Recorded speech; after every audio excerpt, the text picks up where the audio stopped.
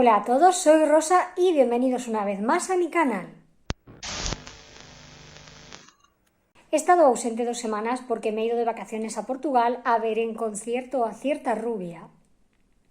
Pero no hemos venido aquí a hablar de Taylor Swift ni del Eras Tour, sino que hemos venido a hablar de una colección de relatos titulada Los árboles han crecido porque yo los regué con mi sangre, y escrita por Éric Larroca y publicada en español por Dilatando Mentes Editorial. Esta es una antología de terror, pero lo cierto es que Larroca se las ingenia para darle su toque al género, y aquí lo que de verdad da miedo son las mentes y los sentimientos de los personajes, así como los sucesos de la vida cotidiana como son el amor, el desamor, la muerte, la enfermedad, la obsesión. Si no conocéis a Larroca, yo os recomiendo que le echéis un vistazo a su colección anterior, que lleva por título Las cosas han empeorado desde la última vez que hablamos, que está editada también por Dilatando Mentes, y especialmente que le echéis un ojo al relato que pone título a la antología, porque a pesar de haberlo leído hace como 1 año y pico, todavía lo sigo recordando con shock, angustia, tristeza. En cuanto a Los árboles han crecido porque yo los regué con mi sangre, se trata de la sucesora espiritual de Las cosas han empeorado desde la última vez que hablamos, donde Éric Larroca consagra su particular estilo y forma de acercarse a la narrativa de terror, en este caso abordando lo más extremo, retorcido y oscuro de las emociones humanas. ¿Y eso qué quiere decir? Pues que si venís buscando gore, monstruos y sangre, ya os podéis ir olvidando, porque lo que realmente se le da bien a Larroca es bucear en lo más oscuro y retorcido del corazón y la mente de los seres humanos. Y esto es algo que los protagonistas de estos relatos demuestran casi una y otra vez. Y ahora pasamos a un breve comentario de los 8 relatos. Voy a ir ordenando del que menos al que más me ha gustado. Así que empezamos. Empezamos por Donde las llamas ardían de un color verde esmeralda, que paradójicamente, a pesar de ser el que menos me ha gustado de todos los relatos, es de los pocos, diría yo que prácticamente el único que introduce elementos sobrenaturales, porque si bien es cierto que algunos de los otros presentan ciertos vestigios, yo los interpreto de una manera un poquito más metafórica.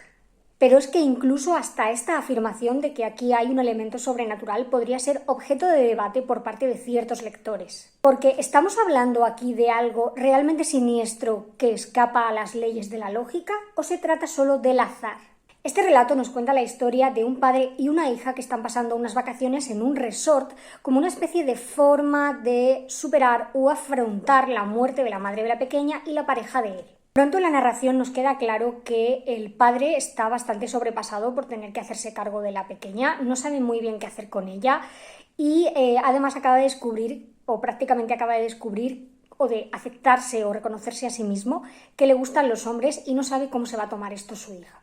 De repente, en un día en la piscina, irrumpe en la vida de esta familia un desconocido que le plantea una situación absurda a este padre de familia, ante la cual él no sabe cómo responder y que está directamente relacionada con su hija pequeña. Y hasta aquí puedo contar sin desvelar nada. Solo diré que aquí Larroca recurre a un elemento que es bastante habitual en él, y es este intruso que irrumpe en la vida de los protagonistas de sus historias y que viene a escenificar en cierto modo pues ese elemento siniestro que rompe con la cotidianidad y a través del cual se introduce el terror en algunos de los relatos de este autor.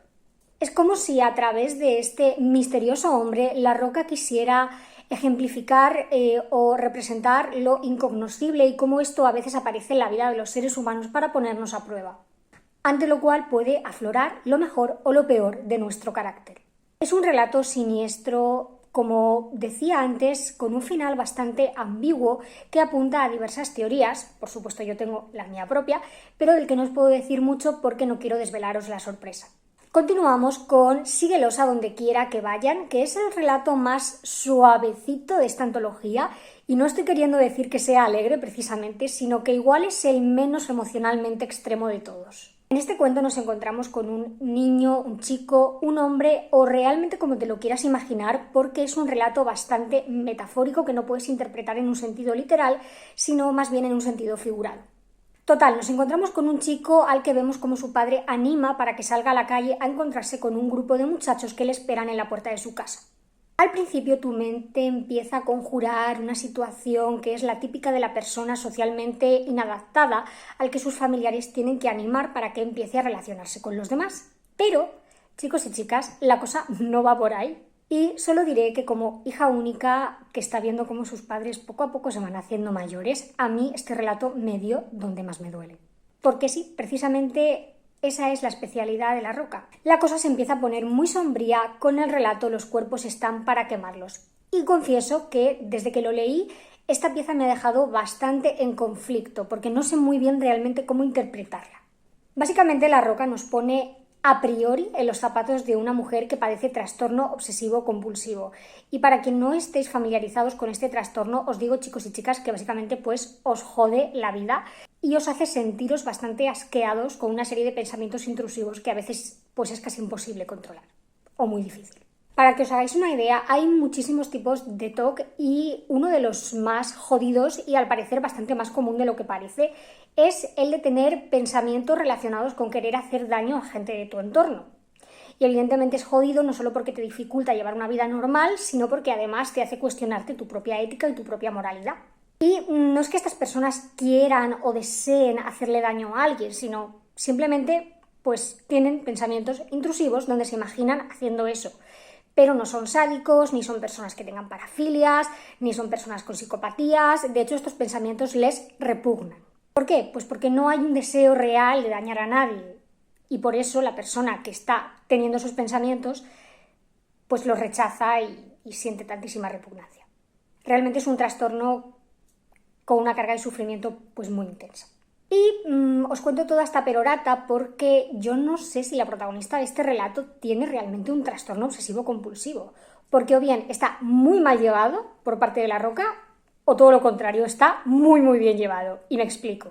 Y es que por las acciones de la protagonista realmente llega a un punto en el que no sabes si tiene un TOC o si por el contrario tiene una psicopatía o de verdad es una sádica o de verdad es una persona que tiene otra dolencia mental que no sea el TOC. La historia comienza con esta mujer cuyo pensamiento intrusivo recurrente es el de quemar o imaginarse quemando a los seres vivos que tiene alrededor, especialmente a las personas con las que tiene más relación. Y esta mujer que se acaba de quedar viuda se tiene que quedar con su pequeña sobrina, prácticamente un bebé, y desde que su hermana la deja en la puerta de su casa, ella empieza a pensar en formas bastante vívidas de quemar a esta criatura. Ya os digo que por lo lejos que llega esta señora con sus acciones, sin ánimo de hacer spoiler, yo llegué a pensar que no se trataba de un TOC o que estaba mal reflejado por parte del autor, porque vuelvo a insistir, las personas con este tipo de TOC no quieren hacerle daño a nadie y nunca ejecutan sus acciones, porque si no, no estaríamos hablando de un TOC, sino que estaríamos hablando de otro tipo de problema mental o de una persona mala y ya está. Pero con el paso del tiempo le he dado la vuelta a la tortilla y ahora pienso justo lo contrario, y es que estamos asistiendo en primerísima persona a ese pensamiento intrusivo que acude a la mente de la protagonista sin que ella lo quiera, y realmente nos sentimos todo el tiempo como si estuviéramos enfermos, es decir, como ella se tiene que estar sintiendo o como una persona que padece este tipo de TOC se sentiría en la realidad. Y lo mucho además que esto te dificulta vivir tu propia vida porque la protagonista está constantemente sintiendo repugnancia hacia sí misma, se está viendo como un monstruo de manera tan clara y evidente que hasta el propio lector termina viéndola como una persona peligrosa y monstruosa, cuando, pues, igual no es tan así. Y aquí me callo para no hacer spoiler.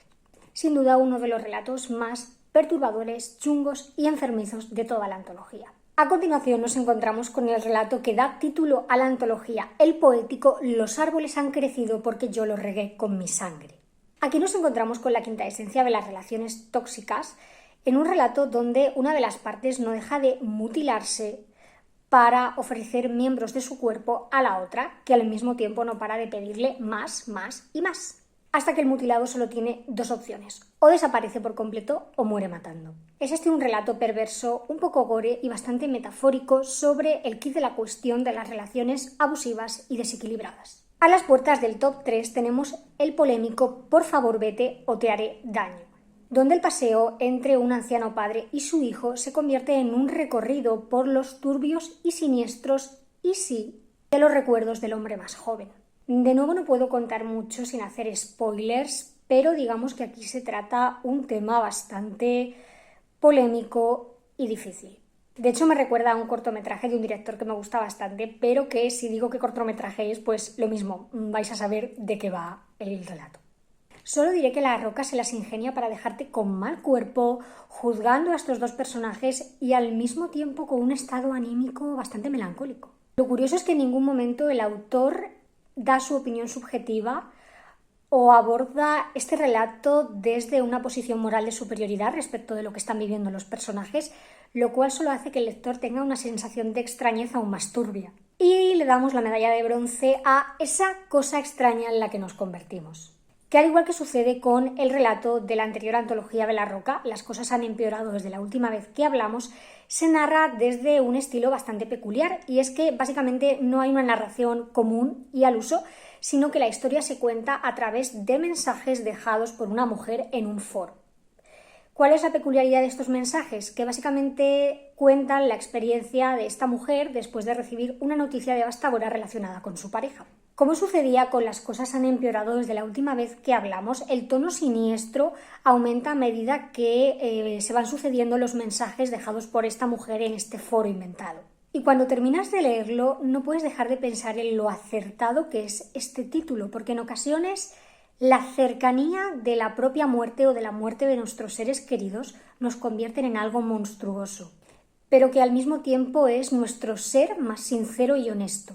¿Cuál es el fruto de la podredumbre de una relación? La plata va para se supone que no deberías estar aquí, que probablemente es uno de los relatos más crueles de toda la antología y donde La Roca vuelve a recurrir a la figura de dos desconocidos que irrumpen en el microcosmos familiar de una pareja que está paseando, o más bien pasando un día en el parque con su bebé. A ellos se acerca otra pareja respecto de la cual intuyes que algo no funciona como debería. Y lo percibes en los pequeños detalles y sobre todo en sus gestos y en aquello que no dicen. A medida que se desarrolla este encuentro, La Roca acude a otro de los temas que ya exploró en su anterior antología, y es en cómo de castrantes son a veces los buenos modales o las conveniencias sociales cuando de detectar y evitar peligros se trata. Y por desgracia, algunas interacciones y encuentros sociales son tan peligrosas como un tren a punto de descarrilar. Un consejito, a veces hay que dejarse llevar por el instinto, que para algo lo tenemos. Y mi oro particular va para el relato más triste y horrible de todos. Para entonces ya no estaré aquí. Este relato está protagonizado por una mujer italiana que lleva 20 años viviendo en Estados Unidos y de repente le llega la noticia de que su madre pues está en una situación de salud bastante penosa y se tiene que hacer cargo por ella. Es decir, que esta mujer está totalmente dependiente y su hija pues va a tener que cuidarla en lo que se intuye que va a ser un para siempre hasta que esta mujer se muera. ¿Qué pasa? Que estas dos mujeres no tenían buena relación y se intuye de varias de las cosas que dice la hija a lo largo de toda la narración que de hecho la madre no fue una muy buena figura materna para ella. Por tanto, esta hija comienza a ver a su madre como una carga y comienzan a asolarla 1000 pensamientos horribles. Pero ¿qué pasa cuando eso que a priori pareces desear se cumple? Este relato parece querer decir que la culpa puede ser un monstruo que va a perseguir a tu conciencia de por vida. Os digo que como una persona que ha sido testigo de cómo sus padres han tenido que cuidar de sus abuelos ancianos, este relato explora uno de los sentimientos más oscuros que inevitablemente se tienen cuando eres cuidador de alguien dependiente. Lo que pasa es que aquí Éric La Roca no lo deja únicamente en un momento de frustración o de enfado, sino que lleva ese sentimiento a los extremos y a las últimas consecuencias. A mí me ha dejado tocadísima y de verdad no me esperaba que este fuera el relato que se quedara conmigo. En conclusión, si queréis un terror más que psicológico, emocional y que indaga en las tinieblas más espesas del corazón humano, os animo a que leáis a Éric La Roca. Ahora bien, yo no me hago responsable de las contraindicaciones que su lectura pueda ocasionaros. Pues bien, queridos y queridas, hemos llegado al final del vídeo de hoy. Suscribíos para más contenido y muchas gracias por dedicarme un ratito de vuestro tiempo. ¡Hasta luego!